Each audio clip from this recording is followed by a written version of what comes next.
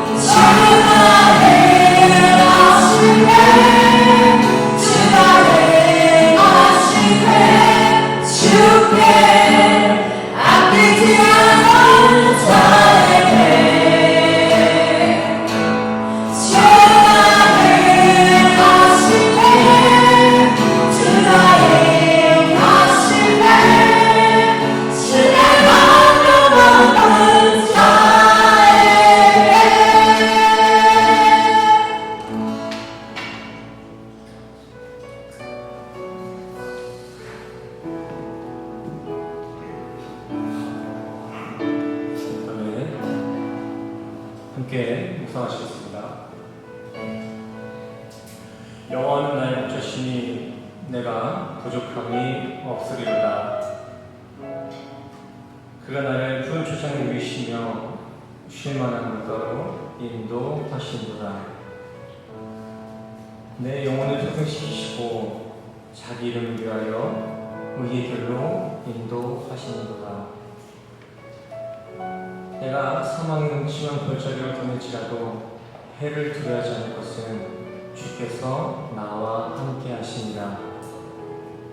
주의 지팡이와 막대기가 나를 안위하시나이다.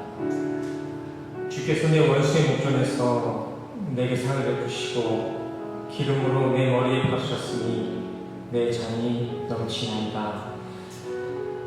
나의 평생의 선하심과 인자하심이 정녕 나를 따르리니 내가 여호와의 집에 영원히 거하리로다. 아멘. 아멘. 우리 이 시간 다 같이 일어나셔서 사도신경으로 신앙 고백하며 나아가겠습니다. 사도신경 함께 고백하시겠습니다. 전능하사 천지를 만드신 하나님 아버지를 내가 믿사오며 그 외아들 우리 주 예수 그리스도를 믿사오니 이는 성령으로 잉태하사 동정녀 마리아에게 나시고 본디오 빌라도에게 고난을 받으사 십자가에 못 박혀 죽으시고 장사한 지 사흘 만에 죽은 자 가운데서 다시 살아나시며 하늘에 오르사 전능하신 하나님 우편에 앉아 계시다가 저리로서 산자와 죽은 자를 심판하러 오시리라. 성령을 믿사오며 거룩한 공예와 성도가 서로 교통하는 것과 죄를 사하여 주시는 것과 몸이 다시 사는 것과 영원히 사는 것을 믿사옵나이다. 아멘. 모두 착석해 주세요. 교회의 소식입니다. 오늘 교회에 모이신 모든 성도님들을 주님의 이름으로 사랑하고 축복합니다. 새생명교회 주일 예배 시간은 오전 11시입니다. 미리 오셔서 오늘의 말씀을 묵상하시고 기도로 예배를 준비해 주시길 바랍니다. 성경 공부가 필요하신 성도님들은 교회로 연락 주시길 바랍니다. 헌금 시간은 따로 순서에 없으니 공원에 감독이 있으신 분들은 본당 앞에 문 앞에 놓여진 헌금함에 공헌해 주시길 바랍니다. 이성훈 담임 목사님께서 엑스포 지방의 참석을 위해 2월 13일부터 16일까지 한국으로 출파하십니다. 지방 내의 순탄한 일정과 은혜로운 예배를 위해 기도 부탁드립니다. 오늘의 본문 말씀입니다. 고린도전서 15장 16절에서 19절 말씀입니다. 16절 말씀입니다. 만일 죽은 자가 다시 살아나는 일이 없으면 그리스도도 다시 살아나신 일이 없었을 터이요. 그리스도께서 다시 살아나신 일이 없으면 너희의 믿음도 헛되고 너희가 여전히 죄 가운데 있을 것이요. 또한 그리스도 안에서 잠자는 자도 망하였으리니 만일 그리스도 안에서 우리가 바라는 것이 다만 이 세상의 삶뿐이면 모든 사람 가운데 우리가 더욱 불쌍한 자이리라. 아멘. 할렐루야. 이렇게 말씀을 듣고자 교회에 모신 우리 동생들을 주님의 이름으로 환영하고 축복합니다. 우리 옆 사람이 인사할까요? 주님의 이름으로 환영하고 축복합니다. 환영합니다. 축복합니다. 할렐루야. 축복합니다. 우리 오늘 본 말씀 19절만 다시 한번 합독해 볼까요? 19절 함께 읽겠습니다. 시작. 만일 그리스도 안에서 우리가 바라는 것이 다만 이 세상의 삶뿐이면 모든 사람 가운데 우리가 더욱 불쌍한 자이라. 아멘. 오늘 본문의 바울은 우리 그리스도인들에게 성도로서 지녀야 할 생사화복의 기준을 제시해주고 있습니다. 우리 크리스천 성도는 어떨 때 화가 되고 어떤 것이 복이 되는지에 대해서 다시 한번 재점검 메시지를 해주고 있다는 것이죠. 방금 전에 다 같이 본문을 함께 읽으셨으니 바로 질문을 나누도록 하겠습니다. 오늘 본문의 바울은 무엇이 성도의 화이고 복이다 라고 정의하고 있나요? 무엇이 성도의 화고 복인가요? 19절 이 세상의 삶 가운데에만 우리의 소원이 있으면 그것이 우리의 화입니다. 화. 오늘 설교는 이렇게 결론부터 얘기하고 역순으로 타고 올라가 보겠습니다. 우리 19절 다시 한번 볼게요. 바울이 말씀하셨습니다. 성도들에게 있어서 불쌍하다는 것은 예수 안에서 예수와 연합되었다고 자부하는 성도들이 여전히 이 땅의 것들만 소원으로 품고 있는 것들이야말로 세상에서 제일 더욱이 불쌍한 인생, 불행한 인생이다라는 것입니다. 왜 성경은 우리 성도들의 세상 소원을 이렇게 가련하게, 불쌍하게 보고 있는 것일까요? 왜 성경은 우리 성도들이 세상 가운데 소원을 품고 있는 것을 불쌍하다, 복이 아니다 라고 얘기하는 것일까요? 간단하죠. 하나님이 우리에게 주고자 하시는 것은 세상이 아닌 영생이기 때문입니다. 더 좋은 것, 성령님이 주시는 영생을 수여받아야 우리 성도들이 이 세상 소원에만 눈이 멀어서 정작 그 귀한 영생을 보지 못하는 경우가 허다하니까 하나님은 이렇게 우리 세상을 살아가는 성도들이 세상에만 소원을 두는 것을 불쌍하다라고 이야기하시는 것입니다. 하나님은 진짜로 좋은 것, 이 영생을 주고 싶은데 정작 그 영생을 받아야 우리 성도들은 세상에 한눈 팔려 있는 거예요. 영생에 도통 관심이 없는 거죠. 세상에 눈이 팔려 가시고. 근데 또 이게 하나님 입장에서는 정말 환장을 노르신 게 하나님이 주시겠다는 그 영생을 안 받는다고 해서 우리가 이러한 평범한 일생을 살아갈 수 있는 것일까요? 영생 안 받았다고 우리가 천국 안 간다고 평생 이러한 일상이라도 평생 살아갈 수 있나요? 그렇지 않습니다. 우리 인간은 모두 정해져 있는 그 정해진 수명이 있고요. 그러기에 하나님이 주시는 영원한 그 생명, 그 영생을 수여받지 못하면 우리는 장차 그에 따른 심판을 받을 수밖에 없습니다. 영생 없는 성도는 어떤 최고의 심판을 받을까요? 우리 인간은 모두가 죽고요. 모두가 심판대 앞에 섰는데 살아있을 때 우리가 영생을 받지 못하면 우리는 마지막 그날 어떤 심판을 받게 될까요? 계시록 20장 말씀입니다. 우리가 이 땅 가운데 영생을 수여받지 못한다면 우리가 심판 앞에서 받을 것은 불못, 영벌입니다. 영벌. 그래서 오늘 본문의 바울은 성도의 소원이 이 세상에만 머물러 있는 모습을 불쌍하다, 가련하다라고 얘기하고 있습니다. 현대어로 조금 번역해보자면 이렇게 되겠죠. 아유, 고작 이 세상 것들 때문에 영생을 못 받아? 아, 진짜 불쌍하다. 네 인생 진짜 불쌍하다. 실제 오늘 본문에 쓰신 자인 고린도 지역에서도 당시 이러한 불쌍한 성도들이 즐비했습니다. 세상에만 한눈 팔려서 성도의 부활이란 영생 같은 것은 별로 관심이 없었어요. 다들 잘 아시겠지만 이 당시 고린도에는 세상 지식과 철학이 한참 유행했습니다. 우리가 잘 알고 있는 영지주의나 플라톤주의와 같은 이 유물론적인 사고들, 이 사상들이 다 이 시기에 꽃을 피웠다고 할 수 있을 만큼 저 당시 고린도 지역에서는 온갖 인본주의적인 사상들과 철학들이 만연했습니다. 아주 유행했어요. 그리고 그 영향으로 고린도 지역 사람들은 영적인 사후세계나 부활신앙은 싸구려 종교 철학이다 조롱하고 부인하는 결말을 맞이하게 됐습니다.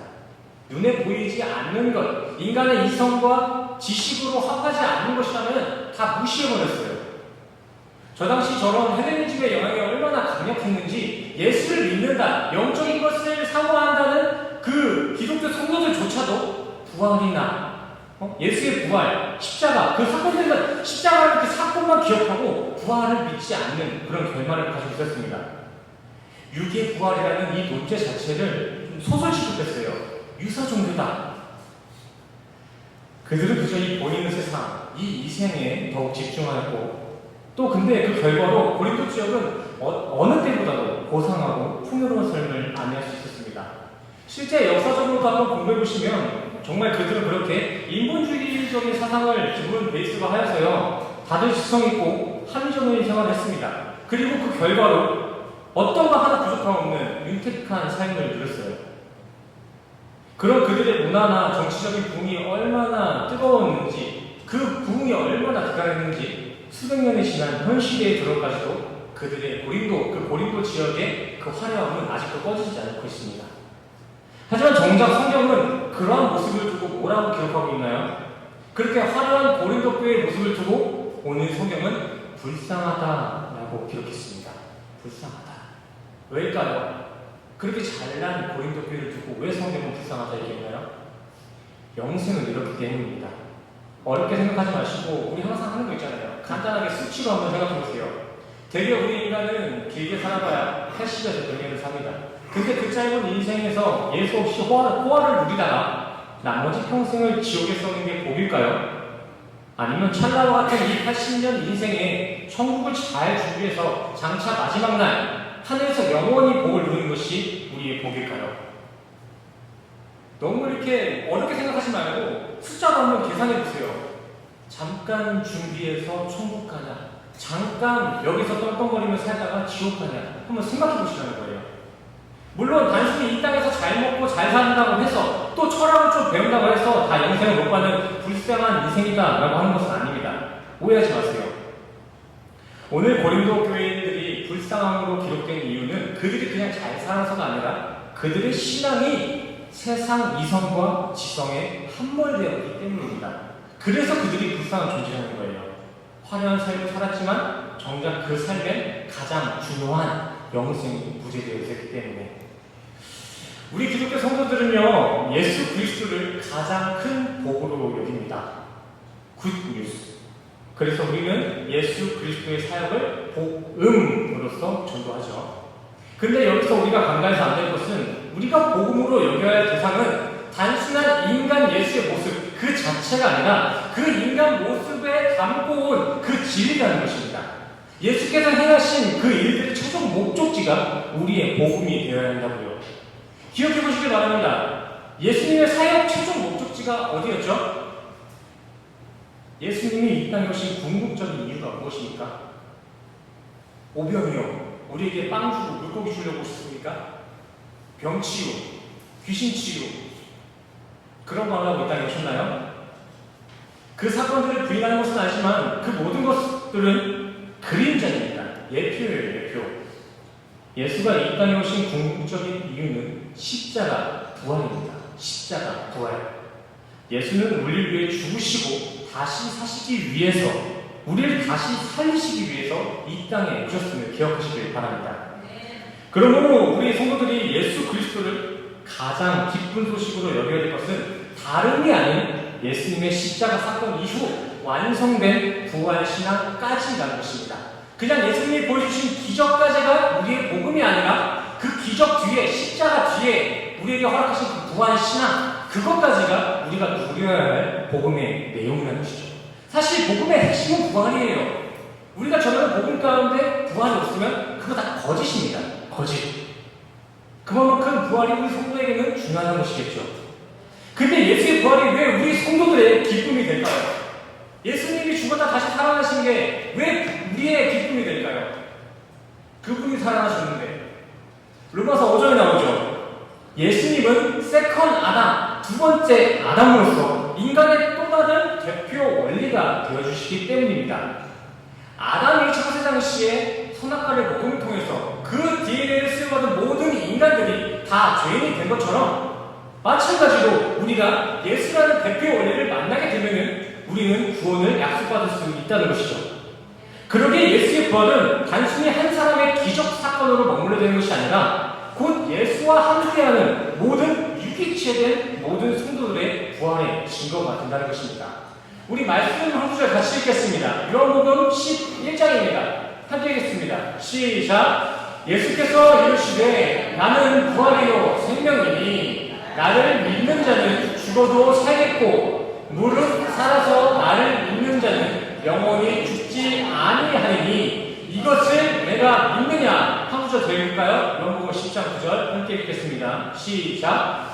내가 문이니 누구든지 나로 말미암아 들어가면 구원을 받고 또는 들어가며 나오며 꼴을 얻으리라. 아멘. 이렇게 예수를 믿는 자에게 영원히 죽지 않는 구원의 부활이 있을 줄 믿습니다. 근데 이 부활이 그냥 부활인가요? 그냥 다시 살아나기만 하면은 성경에 말하는 그 부활의 성립이 되나요? 아니죠. 예수 안에 거한 우리 성도들이 우리가 장차 마주할 그 부활은요, 천국으로의 거듭남입니다. 우리 성도가 마주할 그 부활은 아무 데서나 어떻게든 태어나도 상관없다, 환생만 하면 된다라는 이런 이러한 그 불교의 환생과는 좀 달라요. 우리 성도들이 마주할 부활은 영원한 안식이 있는 천국, 완성된 몸, 흠 없는 몸에서의 천국을 의미하는 부활입니다. 그래서 우리의 예수 그리스도가 복이 되는 것이고, 예수의 부활이 성도의 복음, 우리의 가장 기쁜 소식이 되는 줄 믿습니다.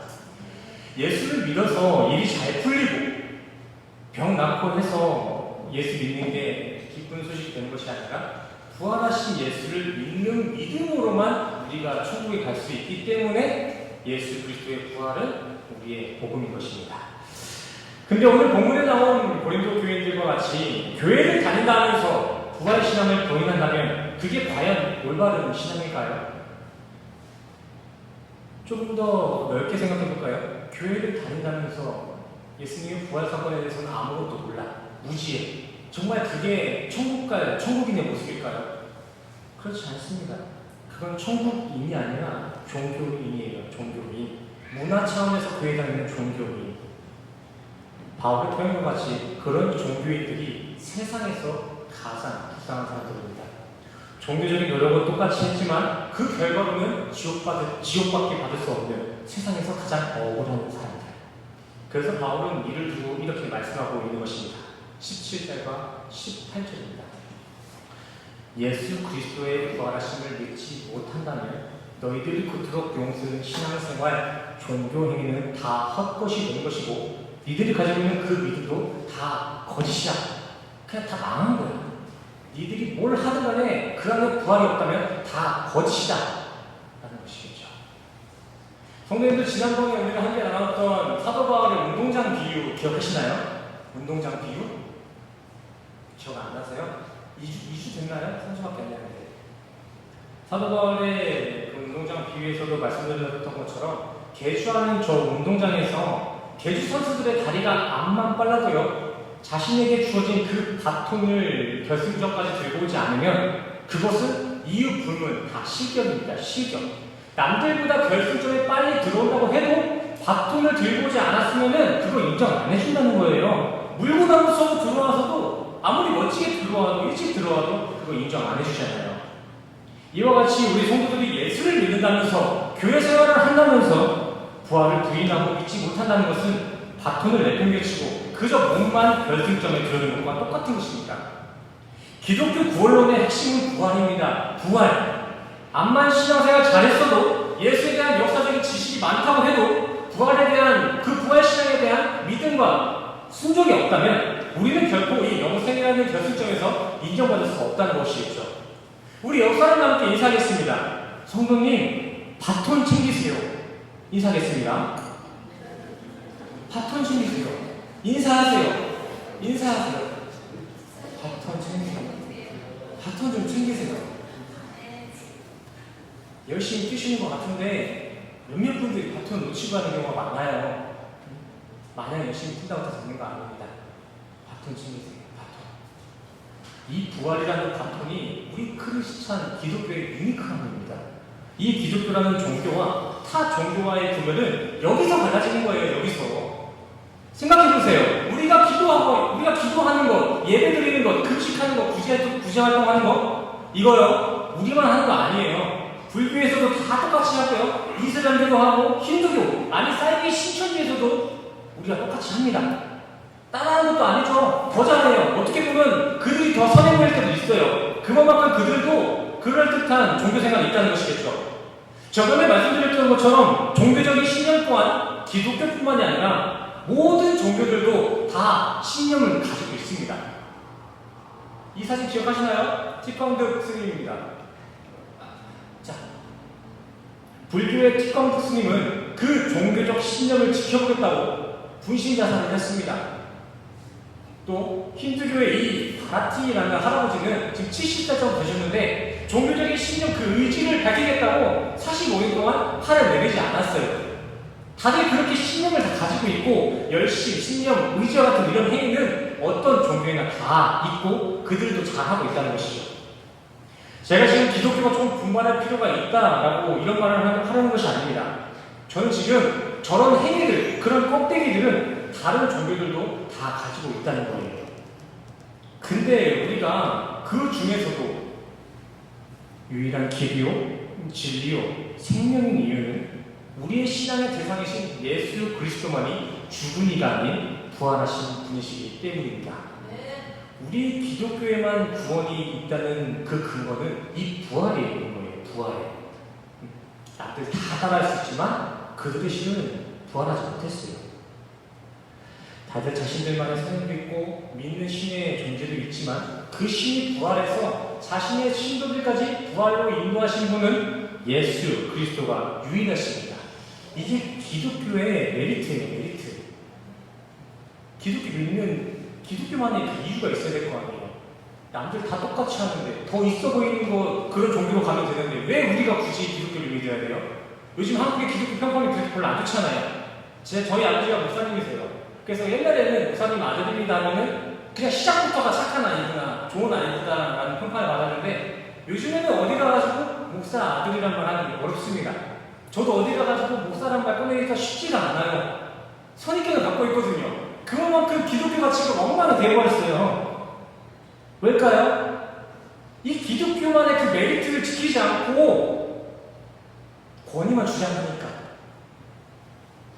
사람들이 선입견이 생기는 거죠. 이외에도 교회에서 일어나는 여러 가지 기적들, 은사들도 마찬가지입니다.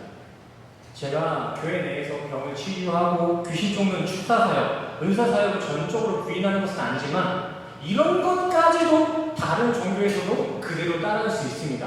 불교에서도 이슬람, 힌두교 그 모든 종교에서도 귀신 쫓는 거, 병 낫는 거 다 따라할 수 있어요. 근데 신이 직접 부활해서 자신의 성도까지도 부활시키시는 우리 기독교밖에 없다는 것이죠. 당연히 없을 수밖에 없습니다. 왜요? 생명의 주관자신 하나님의 아들은 독생자 예수 그리스도 한 분이시기 때문입니다. 예수 그리스도 이외의 다른 것들은 다 이해하고 배려해줘도 좋습니다. 다른 종교한테 좀 밀려도 괜찮아요. 세상 살아가는 동안 기독교인으로서 손해도 봐도 괜찮고요. 핍박도 좀 받아도 괜찮습니다. 근데 이 구원론만큼은 우리가 절대 양보해서 안 될 것입니다. 이 천국에서의 구원은요 오직 기독교에만 있는 줄 믿습니다. 예수만 진리고 예수만 길이고 예수만 생명인 줄 믿습니다. 그래서 다른 종교들이 다 같이 힘을 뭉쳐서 종교 대통합이다 이런 평화를 외치고 있는데 우리 기독교만 유일신의 사상을 꺾지 않은 것입니다. 다른 종교에는 구원이 있을 수 없으니까요. 종교 대통합은 빛 좋은 개살도예요. 보이는 모습만 조금 그럴듯하게 평화로운 것이 사실상 그 종교 대통합의 결과는 지옥밖에 없습니다. 이와 같은 맥락으로서 아무리 세상에서 그 세상 고지 끝에서 떵떵거리며 배불리 살아도 예수 그리스도 본다면 우리는 망하는 인생, 불쌍한 인생입니다. 인간의 눈으로 바라볼 땐 그렇게 세상에서 떵떵거리면서 살고 평화로운 모습을 너무 부럽게 바라볼 줄 몰라도 하나님은 그런 모습을 지옥 갈래 며칠 안 남은 불쌍한 인생으로 보실 줄 믿습니다. 요한계시록에 기록되어 있는 라오디게아 교회의 내용을 기억하고 계시나요? 그들은 어느 때보다 어느 누구보다 부유한 삶을 살았습니다. 하지만 성경은 그러한 교회에 이러한 기록을 남겼습니다. 계시록 3장입니다. 네가 말하기를 나는 부자다. 부유하여 부족한 것이 없다 하나 내 공부한 것과 가련한 것과 가난한 것과 눈먼 것과 벌거벗은 것을 알지 못하는도다. 당신들이 부족한 거 하나 없는 부자라고 생각하는데 착각하지 마십시오. 하나님은 진리 없는 당신들의 모습을 수치스럽게 여기시며 가난뱅이, 맹인과 같은 불쌍한 이들로 바라보고 계십니다. 제가 하는 말이 아니라 지금 요한계시록을 조금 현대어로 오역한 거예요.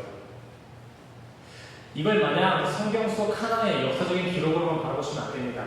마냥 남들 얘기라고 생각하시면 안 돼요. 실제로 우리 또한도 예수를 제대로 만나지 못하면 우리의 인생도 이러한 요한계시록의 기록으로 남겨질 수 있다는 것을 반드시 기억하시기 바랍니다. 부디 우리 성도님들은 세상 다른 무엇보다도 더욱이 부활하신 예수 알기에, 예수 믿기에 전심을 다하시기를 간절히 소원합니다. 예수를 아는 게 성도의 복이에요. 예수만 길이고 진리고 생명입니다. 돈 챙기고 장래 챙기고 건강 챙기는 것도 참 좋지만 우선 이것부터 챙기시길 바랍니다. 그 예수만 우리 안에 잘 모시면, 그렇게 그의 나라와 의를 먼저 구하면 차후 다른 우리의 필요는 주님이 반드시 채우시고 해결해 주실 줄 믿습니다. 외면한다는 게 아니에요. 영지주의자들처럼 하늘의 것만 바라고 이 땅에서 개판으로 사는 상관없다, 하늘만 바라보라, 이런 것이 아니라 먼저 그의 나라를 확보하시기를 간절히 소원합니다. 주일학교 찬양에 이런 찬양이 있습니다. 돈으로도 못 가요 하나님 나라, 어렵고도 못 가요 하나님 나라, 거듭나면 가는 나라 하나님 나라, 믿음으로 가는 나라 하나님 나라. 우리는 돈이나 외모가 아니라 거듭남으로 하나님 나라에 갈 수 있는 줄 믿습니다. 근데 그 거듭남은 어떻게 우리와 상관이 될까요? 거듭남이라는 개념은 알겠는데 어떻게 거듭나냐고. 우리가 부활하신 예수님을 내 안에 모시면 그 예수님의 부활이 우리의 부활이 되는 줄 믿습니다. 근데 또 그 예수님을 어떻게 만나요? 어떻게 예수님을 우리 안에 모시죠? 요한복음 1장. 예수님은 우리에게 말씀으로 오셨기 때문에 우리의 심령 안에 항상 말씀을 채워놓고 묵상할 때 우리는 진정 부활하신 예수님과 부활의 날을 맞이할 수 있을 줄 믿습니다. 마지막으로 우리 성도님께 묻고 싶습니다. 오늘 교회에 왜 오셨습니까? 속으로 한번 대답해보세요. 나 오늘 교회에 왜 왔지? 어떤 목적을 갖고 오셨어요?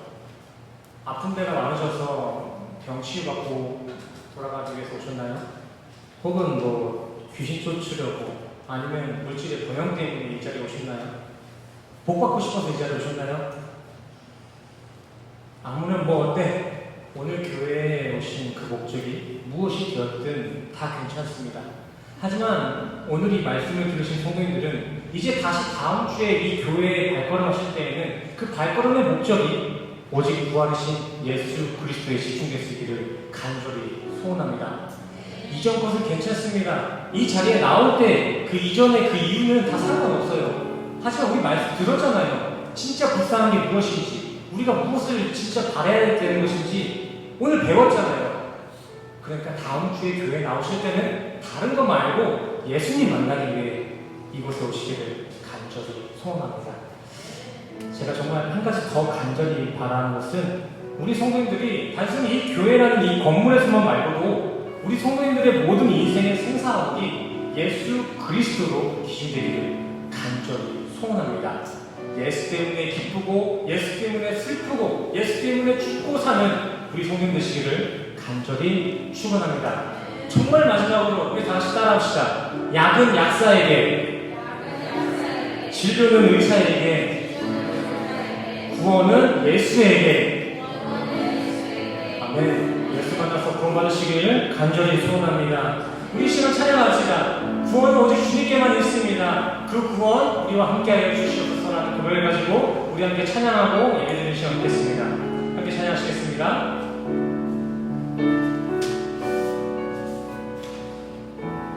우리 보좌 앞에 모였네. 우리 보좌 앞에 모였네. 함께 주를 찬양하며 하나님의 사랑 그 아들 주셨네. 그의 피로 우리 구원받았네. 아멘. 십자가에서 쏟으신 그 사랑 강같이 온 땅에 흘러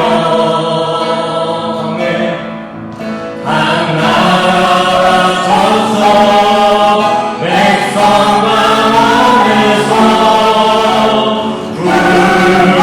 구원받고 주 경배를 해. 아멘. 함께 찬양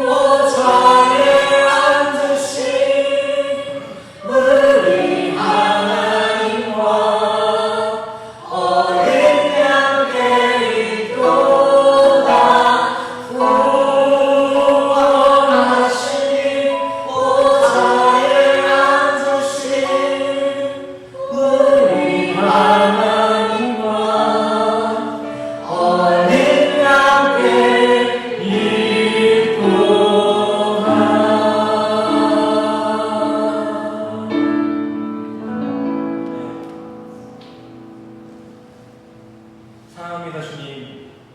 그리고 죽기까지 우리를 사랑해주셔서 너무나 감사합니다 주님. 더 이상 썩어질 이 세상에 눈물 흘리지 아니하고 오직 부활하신 주님만 바라보는 우리 새생명제 교회 될 수 있도록 주님 도우시고 주님 인도하여 주시옵소서. 또한 주님, 이 가운데 십자가 부활로 확증하신 그 사랑에 그 주님의 은혜에 감동되어서 감사하는 마음을 가지고 주님 앞에 봉헌하는 이들이 있습니다. 그들이 드려지는 그 봉헌의 중심을 보시고 주님의 방법으로 주님의 뜻으로 축복을 더하여 주시옵소서. 믿음을 더하여 주시옵소서. 다시 살아간 한 주 가운데서도 성도들의 구원을 보증하실 성령 하나님께 감사드리며 예수 그리스도의 이름으로 간절히 기도드렸습니다. 할렐루야. 우리 이 시간 다 같이 일어나서 축복의 통으로 함께 찬양하시고 축도로서 예배를 하시도록 하겠습니다. 함께 서로를 축복하고 하나님께 영광 돌리시도록 하겠습니다. 당신은 하나님의